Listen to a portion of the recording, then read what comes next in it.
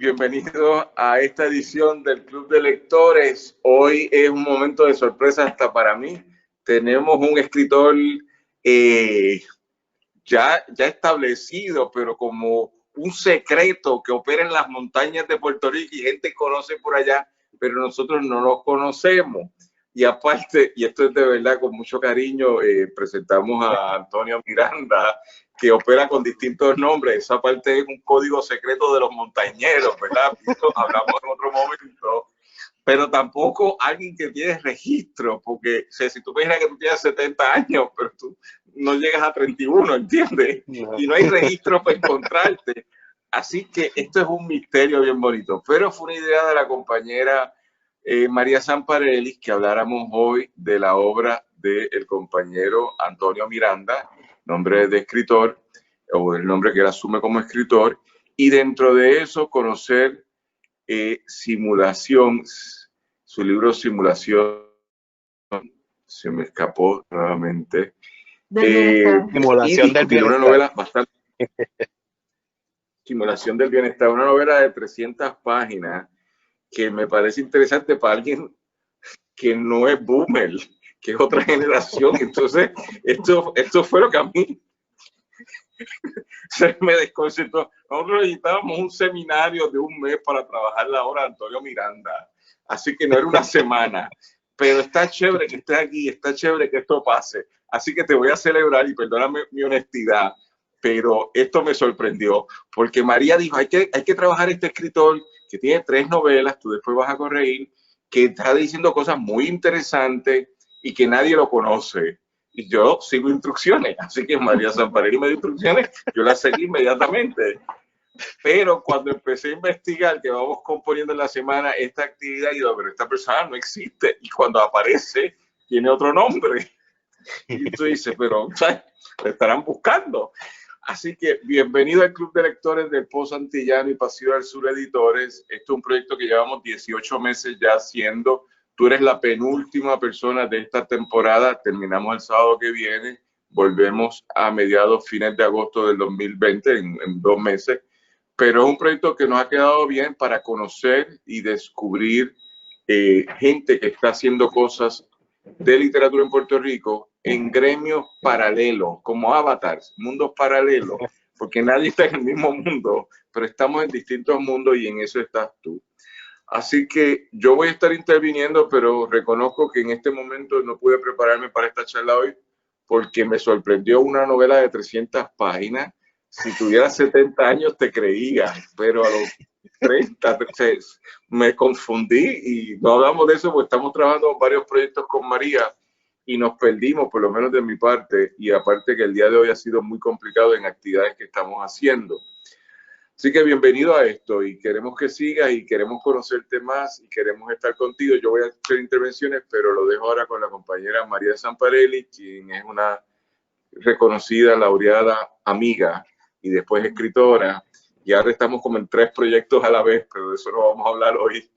Y es como 6 emails diariamente que nos estamos comunicando. Así que lo dejo para que María continúe, por favor. Pues buenas tardes. Estoy encantada aquí de poder hablar con Antonio Miranda. Y es verdad, es Anthony, pero yo no me acordaba de Anthony, yo me acordaba de, o sea, yo le cambié el nombre también en mi cabeza, Antonio Miranda.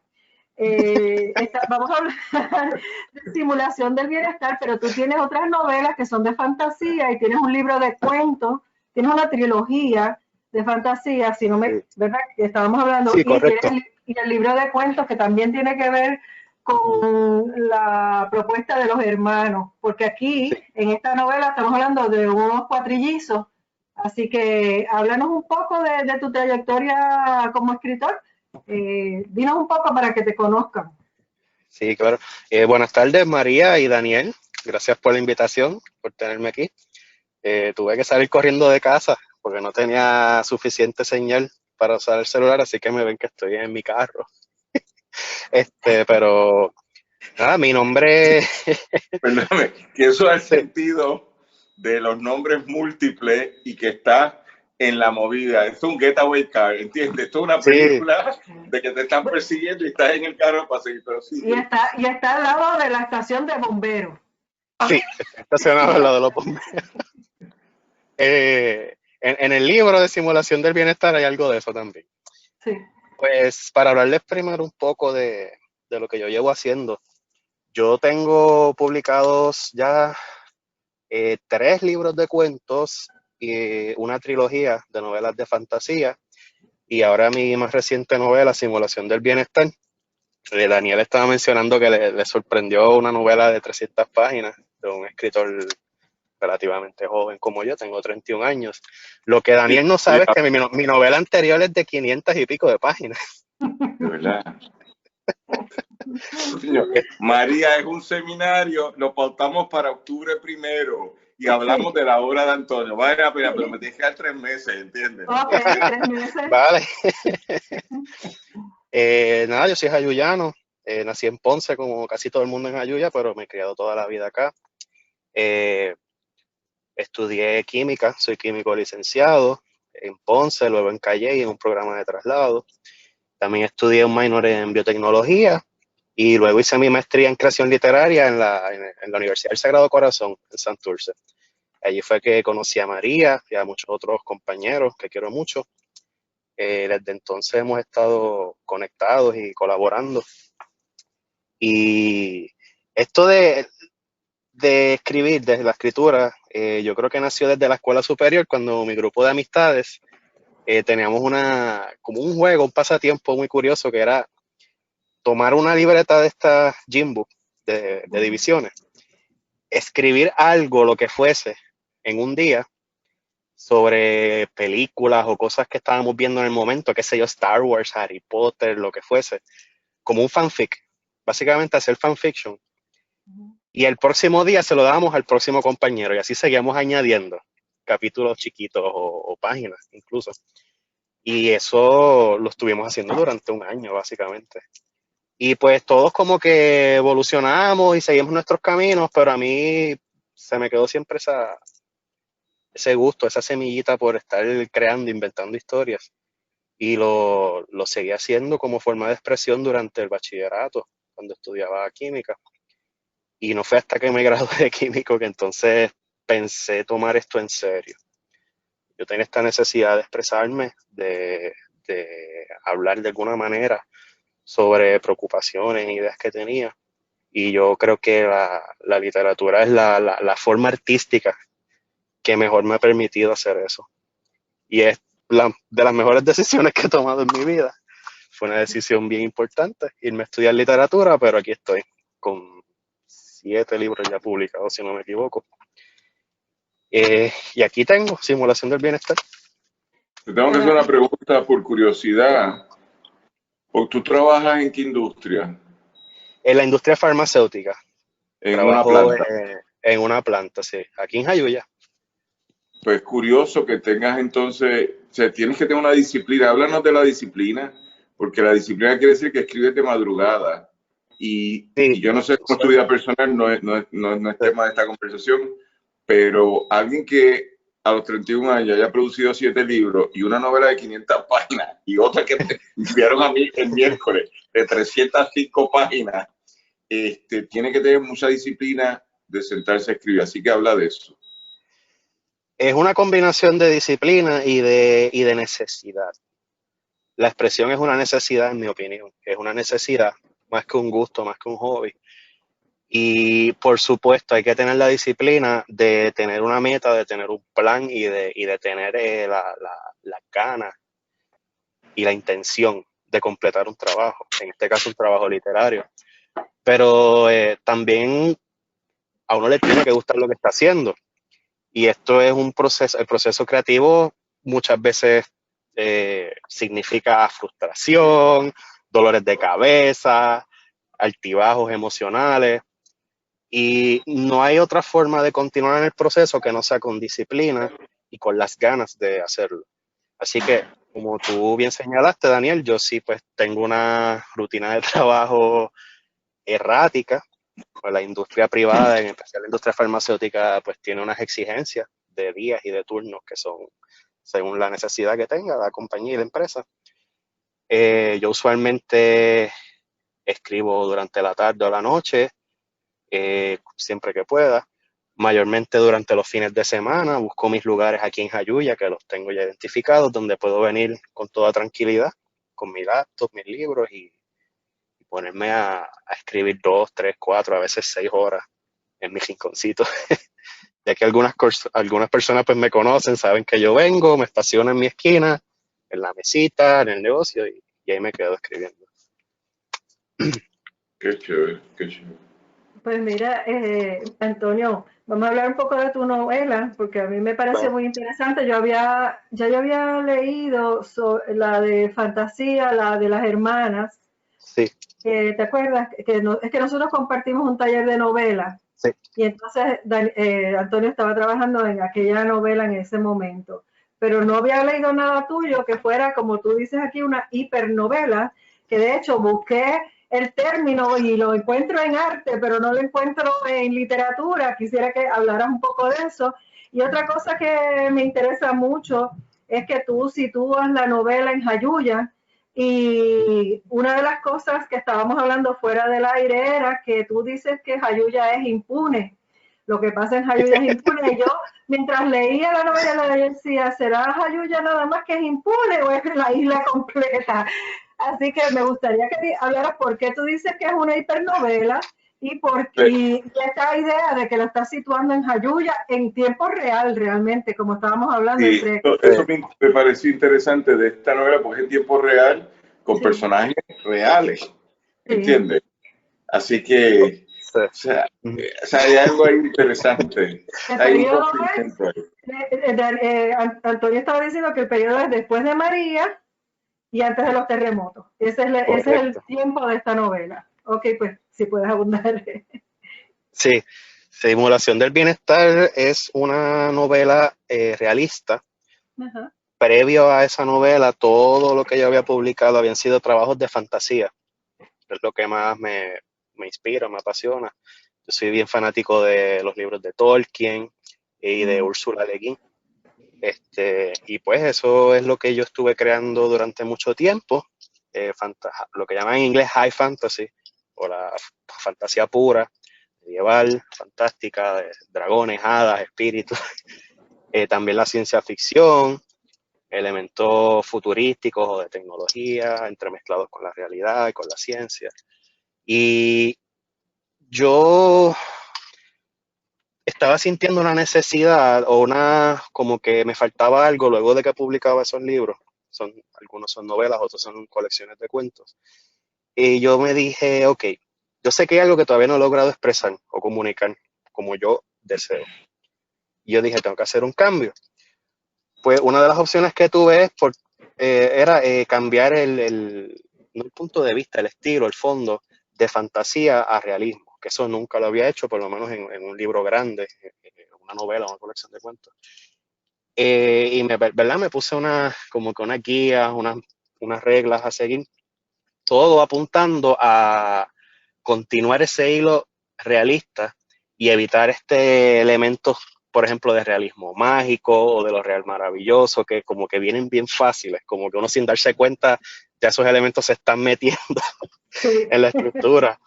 Sí. Son como que dulces para el escritor latinoamericano. Sí que tuve mucho cuidado de evitar ese tipo de recursos. No es que sean malos ni que estén incorrectos, pero ¿verdad? En el experimento que quería realizar, pues quería evitar eso. Lo próximo es que, ajá, lo próximo es No, no, que quería, como bien dije, todas mis historias han sido de fantasía, así que son o en mundos imaginarios, o en el futuro, o en lugares lejanos. Por ejemplo, uno de mis libros de cuentos tiene un viaje que sucede en Turquía, en Jerusalén. Hay otros que pues simplemente son lugares fantásticos, como la trilogía de fantasía épica, El Cantar de los Morfales.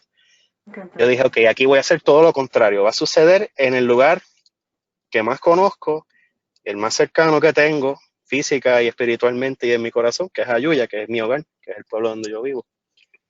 Así que ya tenía el estilo, que era realismo, y el lugar, que sería en Jayuya principalmente, aunque hay otros lugares, otros viajes que transcurren ahí en esa novela, pero principalmente en Jayuya.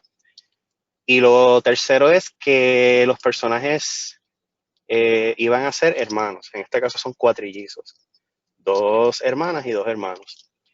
¿Por qué? Lo que yo quería trabajar en esta creación era una idea que propone el filósofo francés Jean Baudrillard en un libro que él publica que se llama, en el 1981, que se llama Simulacros y Simulaciones.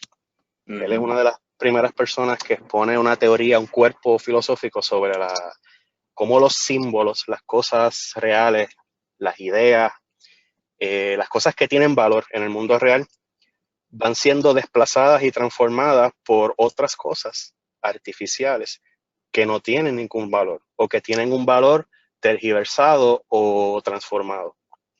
Y cómo esas cosas van ocupando el espacio de nuestra realidad y cómo cambian nuestra percepción de la realidad. Y él describe ese proceso en 4 fases o 4 pasos. El primero es el retrato, que es ¿verdad? Una copia fidedigna, un facsímil razonable. Puede ser una fotografía, un busto en una escultura, algo que tú sabes que es una copia, que es obvio que es una copia. Lo próximo es ya la máscara, que todavía sigues teniendo la noción de que es un placeholder, una copia, pero va distorsionando la imagen original.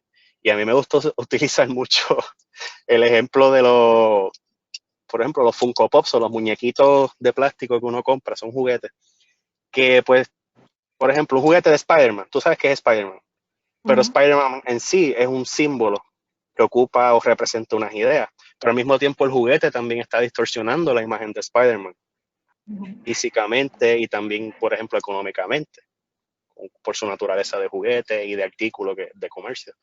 Así que ya hay una transformación del símbolo.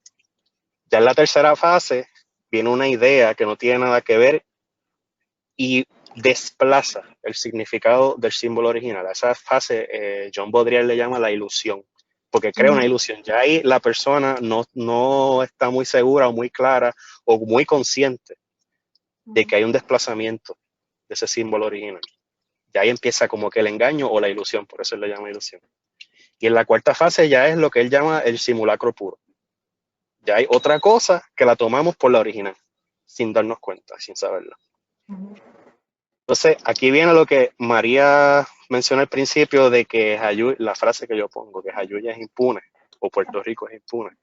Eso suena un poco odioso o acusatorio, pero yo lo hago de manera, esa es mi propuesta literaria en este libro, y la quiero hacer de manera que no sea tampoco preciosista, pero tampoco odiosa. Y ese fue el reto que tuve al trabajar este libro, esta novela. ¿Por qué? La idea de que un pueblo, una comunidad se impune, viene de su folclore, de su idiosincrasia local, de su forma de ser, que son cosas que chocan cuando vienes como visitante o como turista, pero que cuando tú estás en el núcleo del disturbio, como dice Samantha Svevlin, si no me equivoco, tú no te das cuenta. Tú estás ahí casi ajeno a esa realidad. No es hasta que viene alguien de afuera y lo señala que tú caes en cuenta, espérate, que somos así, hacemos estas cosas, decimos estas otras cosas. Y así es que comienza el libro en el primer capítulo. Sí. Una persona que no es el personaje principal, un visitante, en este caso un coleccionista de arte, viene a Jayuya a visitar a una de esas hermanas, una de las protagonistas, que es una artista, ella hace cuadros, ella es pintora.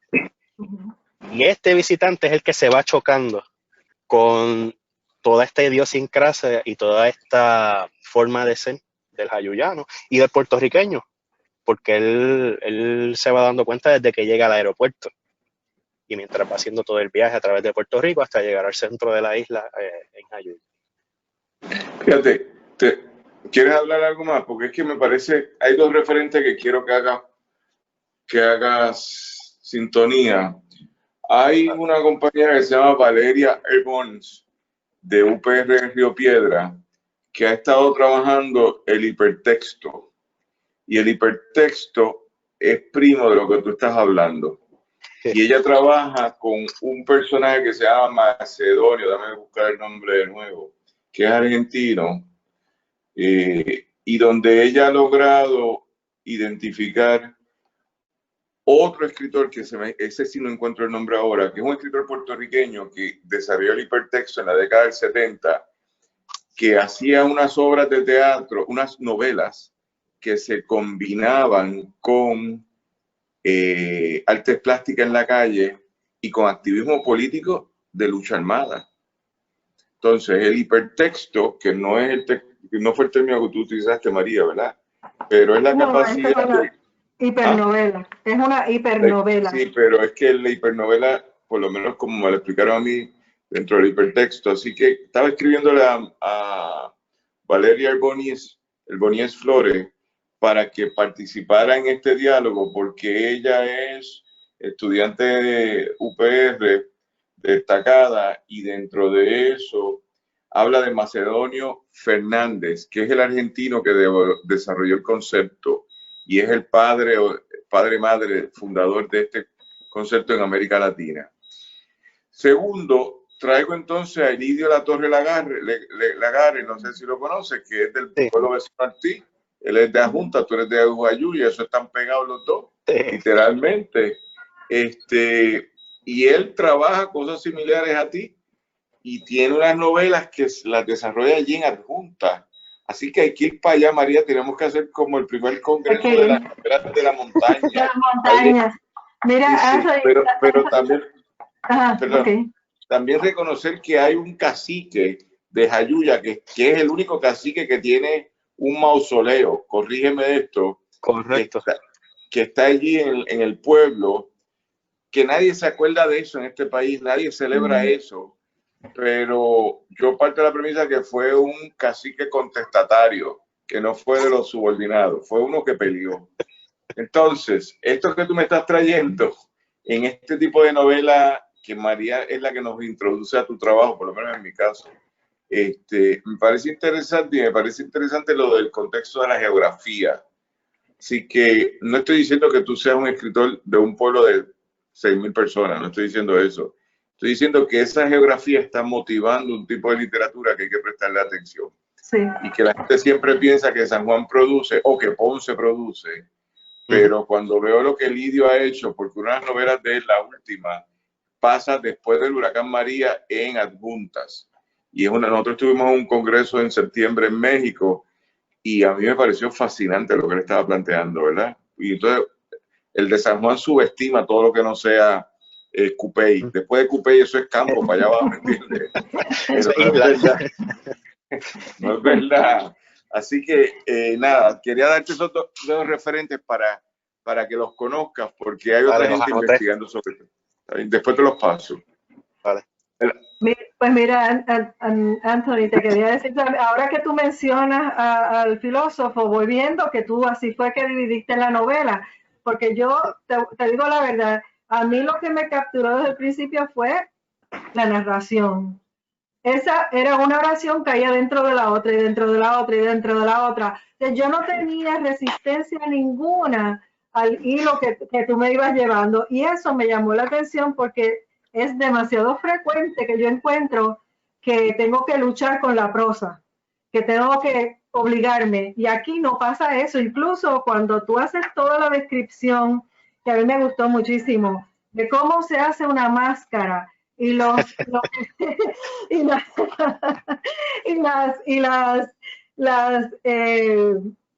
¿cómo se dice? No son es como lo que tú introduces como que fueran comentarios adicionales a lo que se está haciendo y los titulares deben ir de esta forma y entonces, o sea, y estabas tirando unas claves que estaban ya hablando sobre otra cosa que no tenía que ver con la máscara y eso a mí me gustó mucho porque yo dije, caramba, ¿qué es lo que él está haciendo aquí? O sea, el que lee, le gusta que lo reten, digo, por lo menos a mí me gusta que me reten.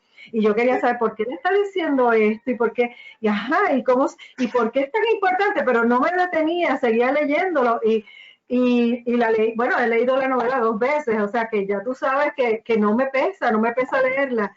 pero que me llama la atención ahora. Me voy a buscar al filósofo a ver sus planteamientos, aunque tú los has resumido, pero para entonces ver un poquito más allá de la novela. Y eso también, a mí, cuando yo la leí, me parecía que tenía mucho más fondo de lo que era meramente lo escrito, que aquí había una persona, había un escritor atrás con un bagaje y con una propuesta clara, y eso me gustó también. No era que estoy aquí escribiendo a lo loco y esto me parece fantástico, no, aquí hay un plan, aquí hay un mensaje, aquí hay una propuesta, y eso a mí me pareció pues que era de considerar, había que darte, o sea, yo quería decírtelo cuando te escribí, que te dije que me había gustado, porque me parece hay que reconocerlo. Y entonces ahora en mi segunda lectura, que eso es lo que te quería mencionar, yo no me había dado cuenta del narrador que está supuestamente muerto. Y yo dije, ¿qué cómo? Y lo Está tuve disfrazado. que estar disfrazado. Y la primera vez yo lo pasé por alto, pero en la segunda vez tuve que ponerle un marcador. Dije, está muerto como Pedro Páramo. Y eso pues me gustó mucho porque fue una segunda lectura, otro descubrimiento. También habíamos hablado fuera del aire que estos 4 personajes a uno lo atraen y los repelen a la misma vez. Quisiera que tú hablaras un poco de esos personajes que atraen a uno, pero a la misma vez las actuaciones de ellos los repelen a uno. Eso es parte de la caracterización de los 4 protagonistas. Uh-huh. Yo, ¿verdad? Uno como escritor en general, yo creo que todos aspiramos a crear personajes que sean empáticos o que por lo menos detonen esa empatía de parte del escritor. Y eso uno lo logra creando personajes que no son perfectos, que tienen sus ideas y sus fundamentos bien claros, que tienen situaciones complejas que los pueden meter en problemas, que a veces cometen errores.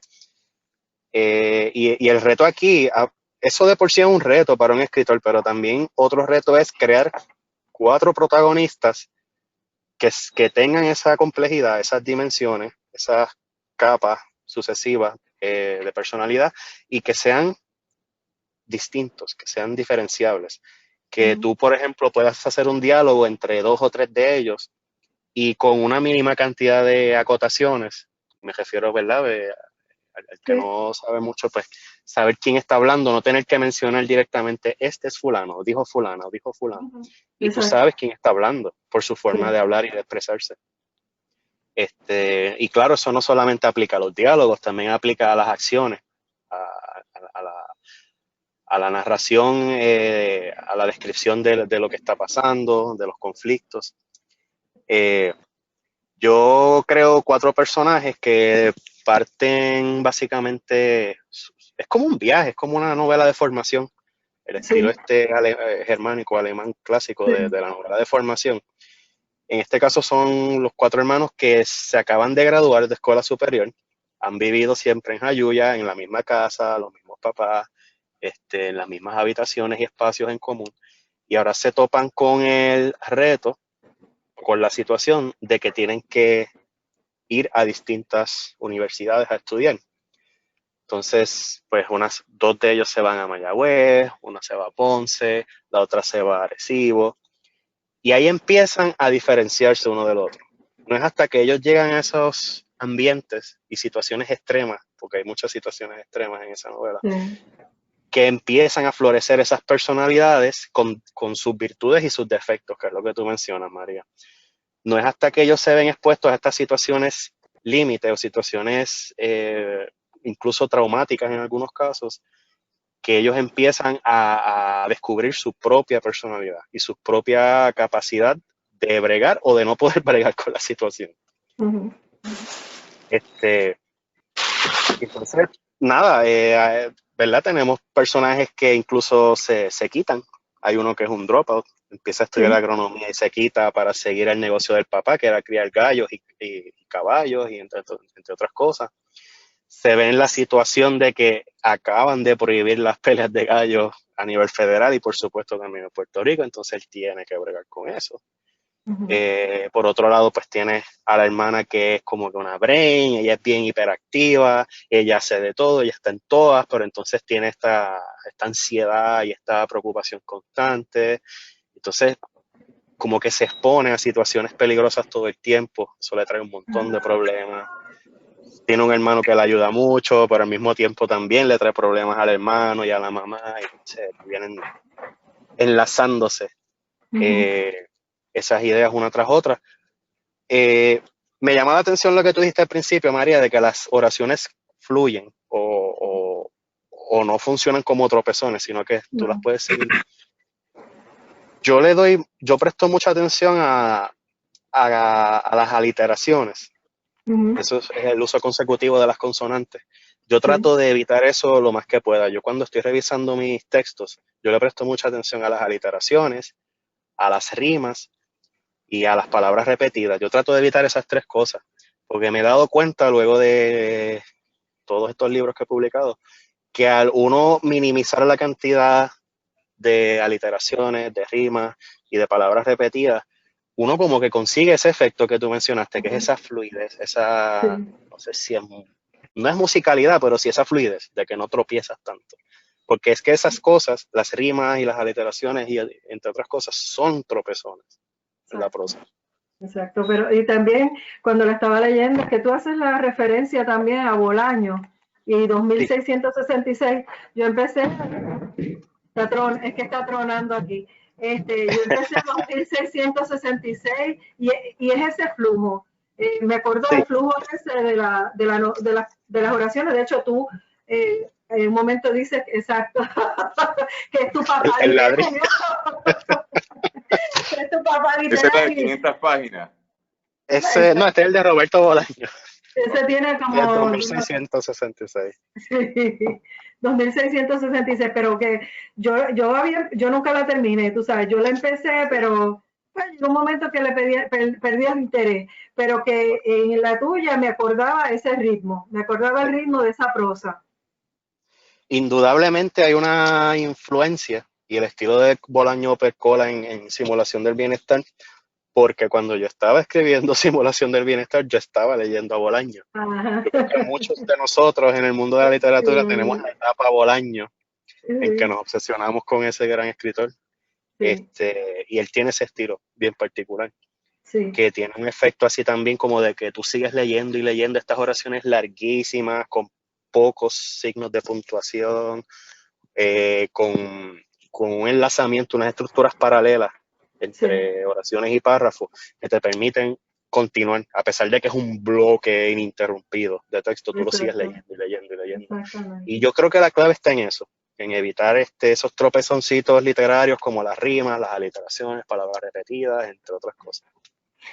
Una pregunta, Antonio. Más allá, yo entendí ese planteamiento, es que ser químico a mí me parece que es algo interesante, ¿verdad? Porque es disciplina. Y la gente que estudia naturales tiene mucha disciplina. Pero sin saber mucho, simulaciones de necesidad, ¿verdad? ¿Qué te motiva a escribir? ¿Perdón? Tú hablas de necesidad para escribir, ¿verdad? Que tienes la necesidad de escribir. Sí, totalmente. Okay. Pero que yo tengo necesidades también y de escribir muchas, pero no nos conocemos mucho, pero a mí me provoca mucho ciertas cosas. Si te dijeras que me han provocado esta semana, empezaríamos un debate que no acabamos, pero de eso no vamos a hablar. ¿Qué te provoca a ti? A mí me provocan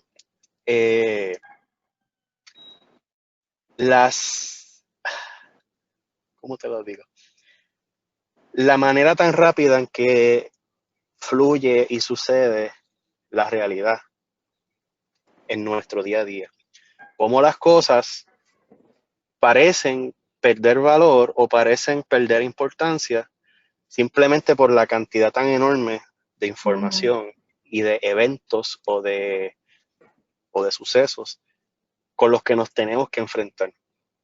Incluso las situaciones de gozo o de celebración a veces parecen ser o se convierten en una cosa más en la lista que tengo que tachar o que tengo que cumplir. Y eso yo estoy seguro de que alguien tiene que estar estudiando eso y tiene que estar escribiendo sobre eso.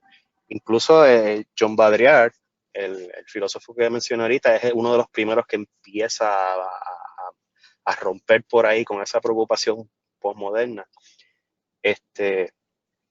Y pues esta idea de las simulaciones y del hiperrealismo, pues sí, tiene que ver por eso y va por ahí, va por esa preocupación, y por eso es que tomé ese cuerpo filosófico como base para construir algo literario.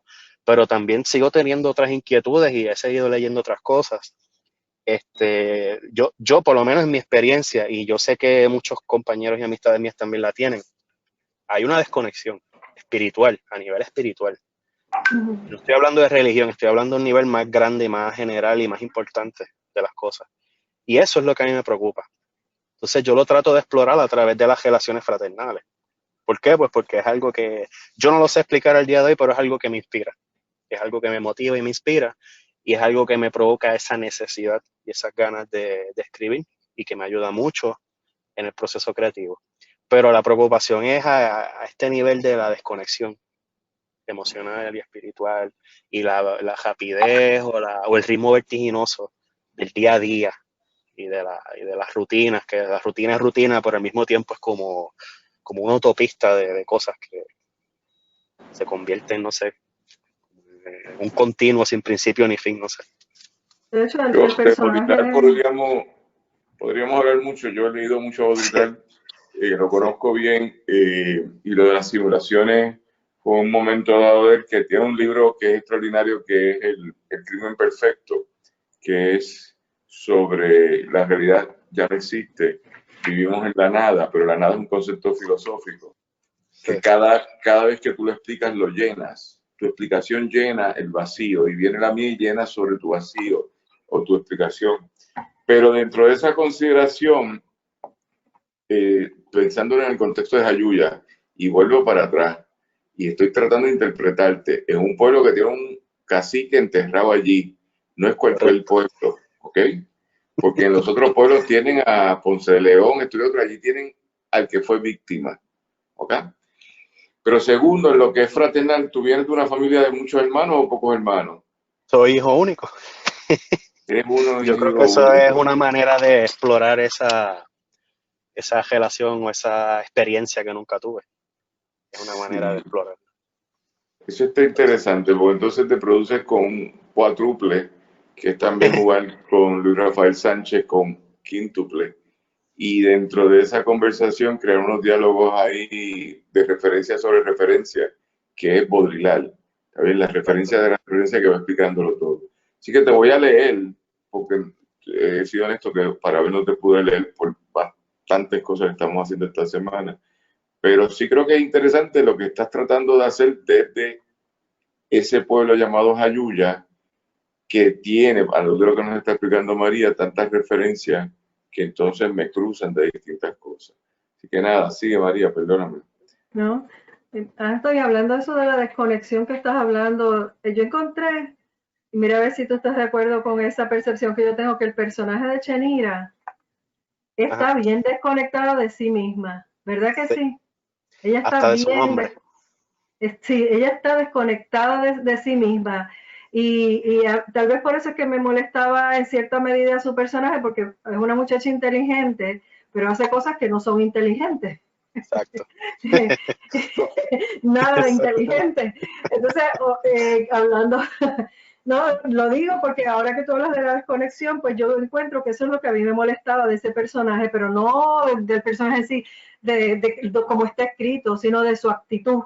Vamos a ponerlo así. En Cubo, que después me doy cuenta por qué se llama Cubo.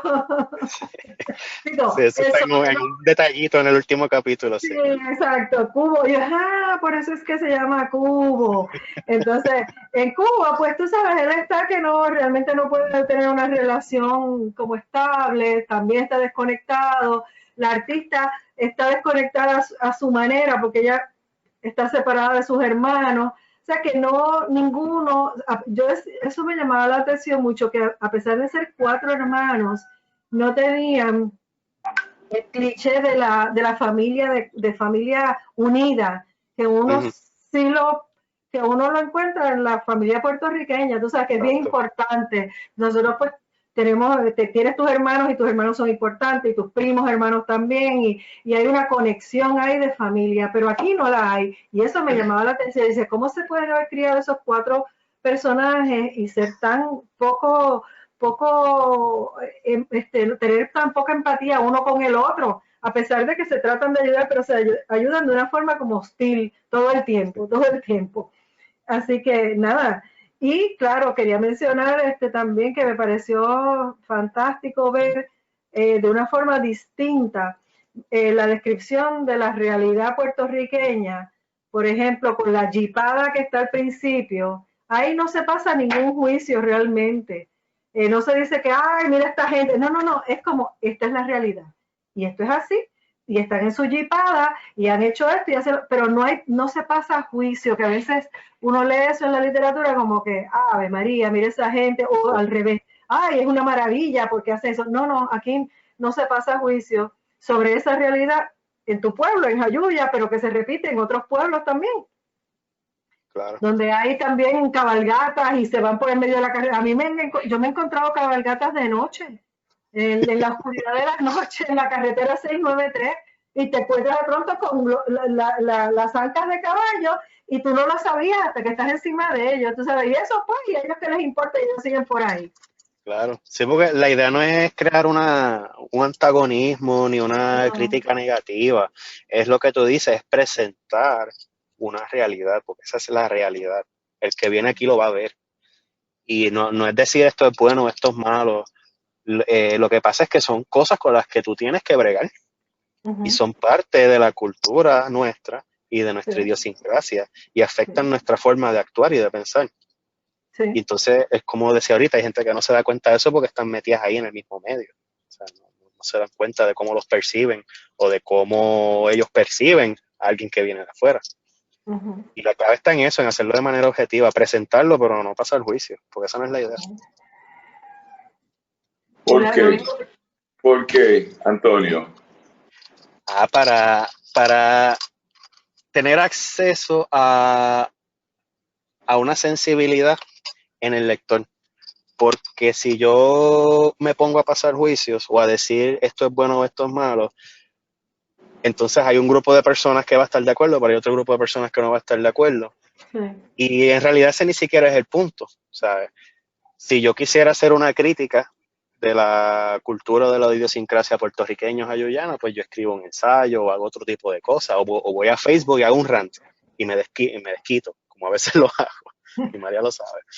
Pero en un trabajo literario esa no es la idea. Yo ya, o sea, como había dicho ahorita, yo lo que persigo aquí es otra idea que es espiritual y es emocional. O sea, no se trata de tirar tierra a mi propia casa, a mi propio hogar, porque no es eso. Yo amo Jayuya y yo amo estar aquí y me encanta ver esas cosas. Lo que pasa es que chocan también.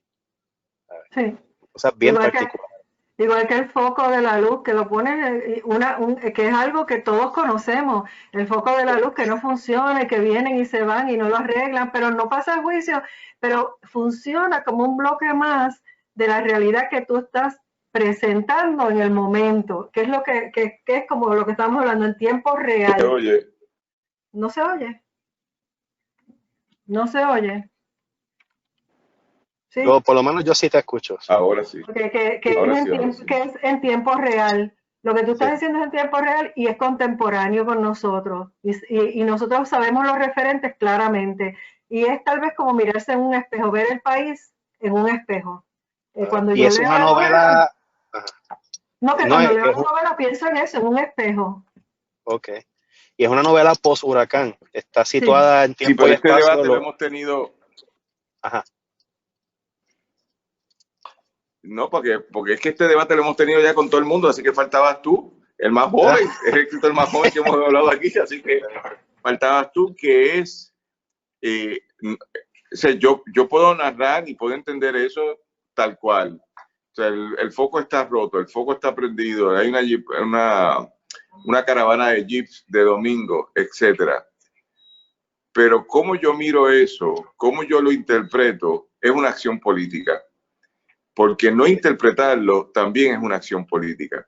y esta pregunta se la hemos hecho a todo el mundo en los últimos 18 meses, es que tú escribes desde una mirada política, tú interpretas políticamente ese entorno que quieres tanto. O sea, es que cómico, tú no quieres tanto a Ponce, que tiene leones donde naciste.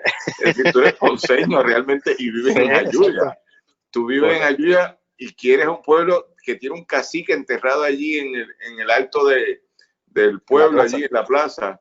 Y que uno dice, Canto, ¿cuánta gente en Puerto Rico sabe que el único cacique enterrado aquí en Puerto Rico que uno sepa es este? Así que te escucho. Sí, sí, de hecho es el cacique Ayuya. Y sí, hay un pequeño mausoleo allí en la plaza. Hay una escalinata que sube una colina y puedes llegar hasta el portón, hasta la rejilla, frente al Centro Cultural de Jayuya. Pero sí, yo solía, cuando era más joven, no tenía quizás la misma perspectiva que tengo ahora, ya sea literaria o política.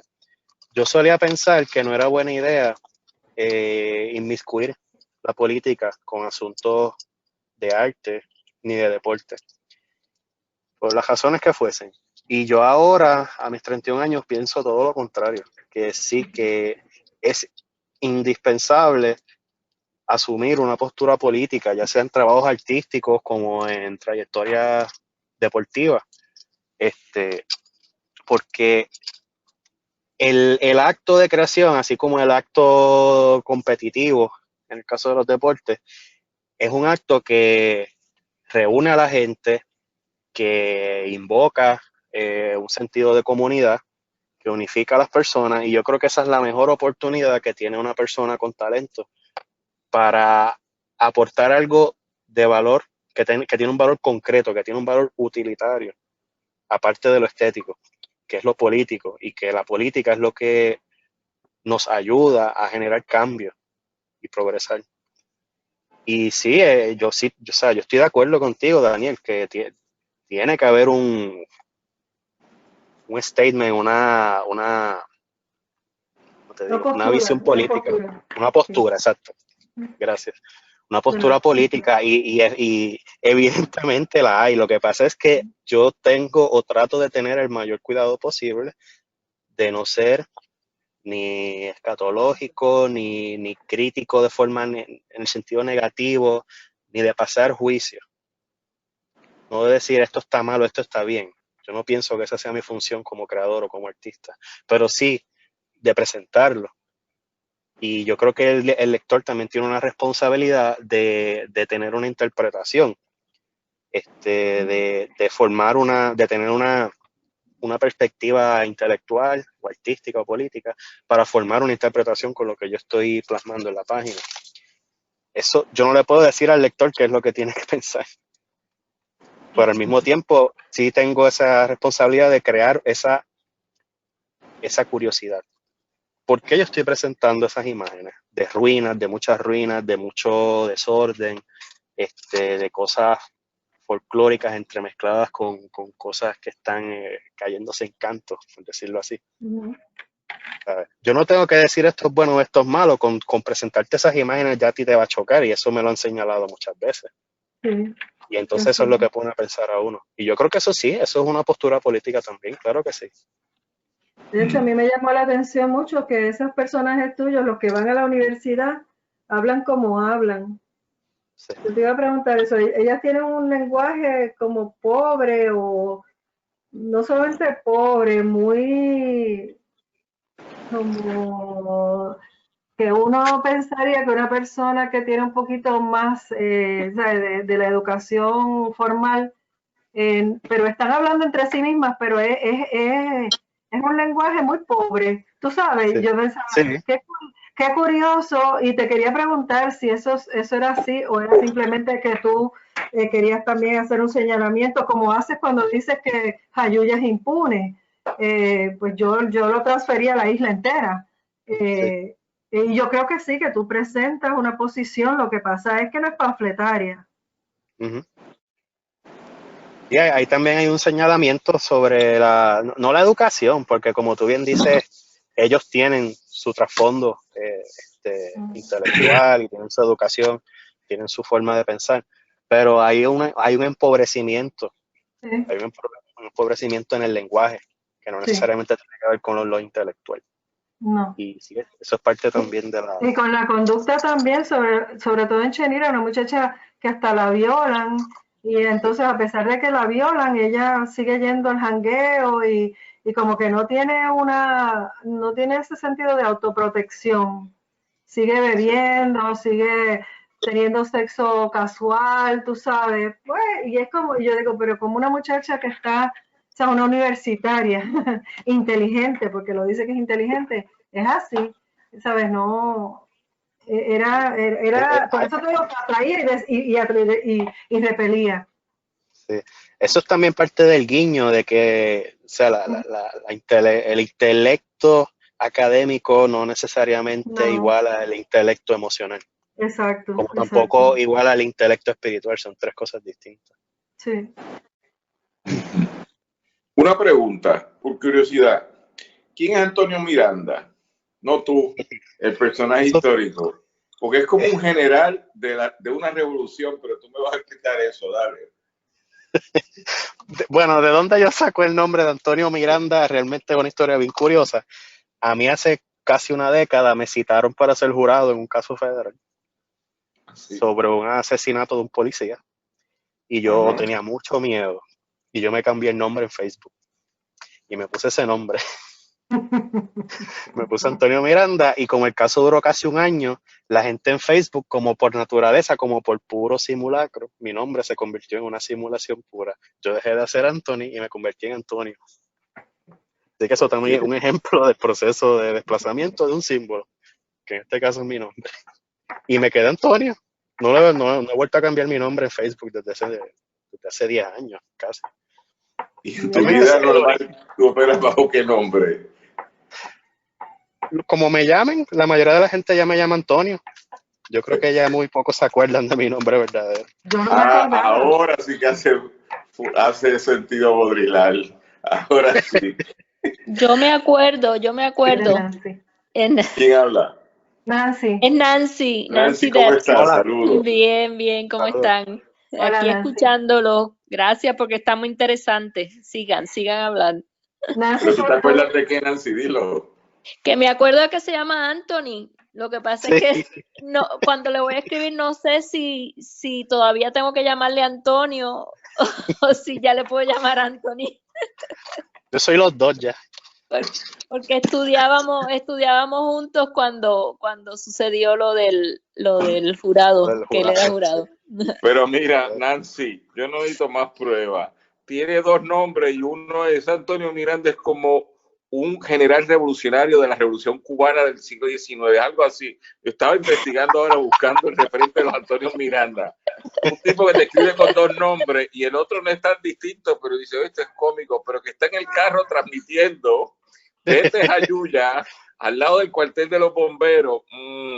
Yo pienso que la simulación no es real.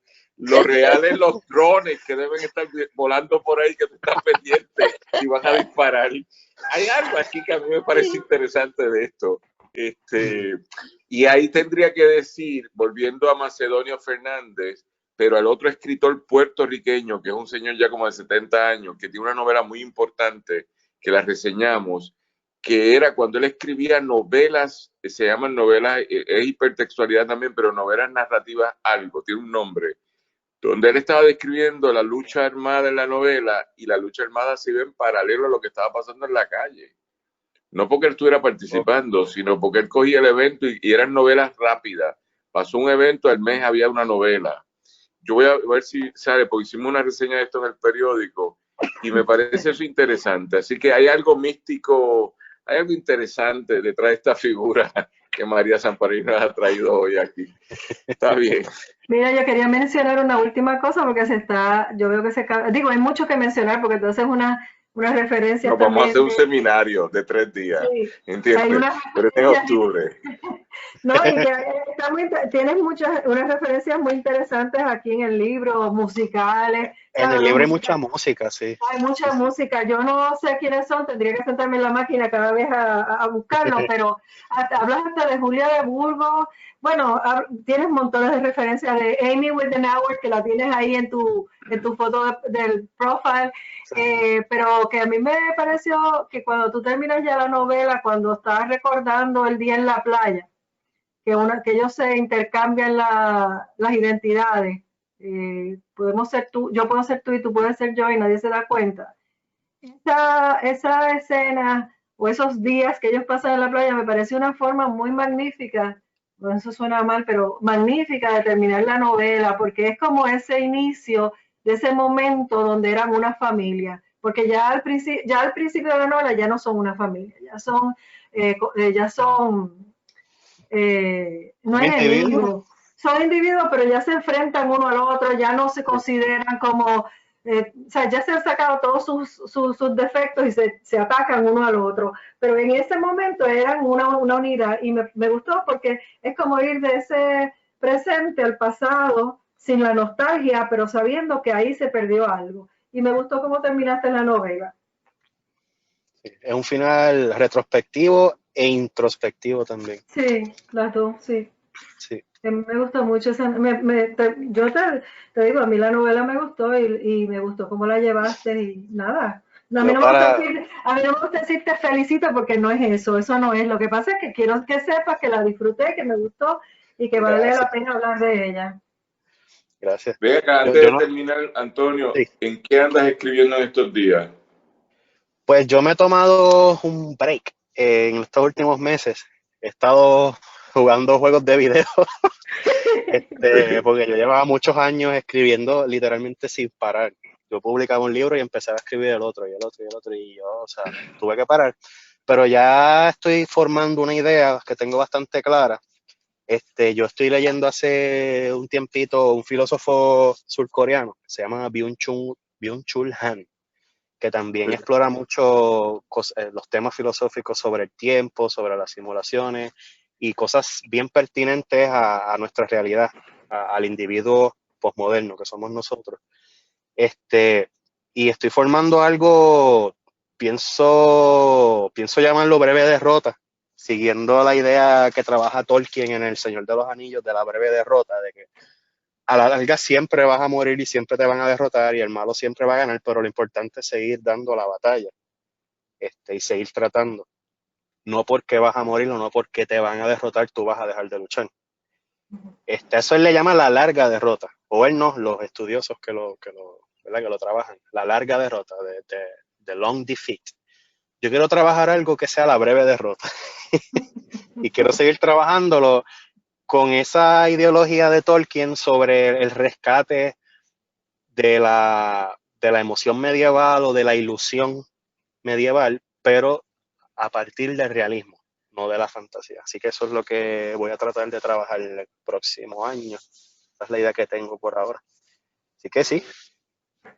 Bueno, pues vamos a dejarlo ahí porque hay uno de José Luis González en La Llegada que habla de los derrotados y también está los de René Marqués en otro proceso y todo lo que hizo Pedro, ¿cómo se llama? Se me escapa el nombre, estaba escribiendo de él, del pobre muchacho que mataron en Cerro Maravilla, Pedro Juan Rúa. Pedro Juan Rúa, estoy diciendo correctamente, ¿no? No. ¿Tú estás hablando de quién? ¿Del escritor de Pedro Juan Soto? De Pedro Juan Soto. Okay. Con Usmail, el trabajo de Usmail. Así que de parte mía, primero un placer haberte conocido, ¿entiendes? Igualmente. Me voy a hacer fanático tuyo ahora, pero no para leerte, sino para seguir la sombra de Antonio Miranda, del general Antonio Miranda, ¿verdad? Que vive metido en la montaña allí tratando de revivir la reencarnación de nuestros próceres anteriores, que eran los indígenas. Gracias a María por esta intervención y esta propuesta de invitarte. Yo creo que ha valido la pena para que la gente conozca tu trabajo y dentro de esa conversación seguir leyéndote e invitar a que sigas escribiendo, que aunque te tomes un receso, que me parece interesante el receso, porque otra cosa es irte a beber al chinchorro, que está bien, pero hacer juegos es interesante porque es un lenguaje de comunicación. Ahí hay otra conversación que se puede desarrollar.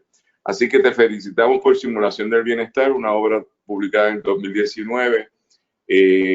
un trabajo que hemos discutido en el día de hoy y te decimos que a partir de hoy esto va a ser un documento que queda en nuestros archivos en digital, que es muy importante, ahora te hablo como amigo, que esté digitalizado tu trabajo. No tus libros, sino intervenciones, porque investigar la obra de la gente es muy fácil por las redes, pero si uno no sabe dónde aparece Antonio Miranda y aparecen otros artistas que no eres tú, pues se pierde uno en la conversación. Así que aquí vamos a tener un documento que es este programa del Club de Lectores, hoy en la edición Discutiendo Simulación de Bienestar, la obra del escritor puertorriqueño Antonio Miranda de Jayuya y dirigida a la conversación por la escritora puertorriqueña María Zamparelli. Gracias a todos los que han estado con nosotros. Nos vemos en la próxima. Mucho éxito y sigue escribiendo, maestro. Cuídate. Mi gratitud. Muchas gracias. Que te vaya bien, Antonio. Igual. Gracias. Bye. Buenas tardes.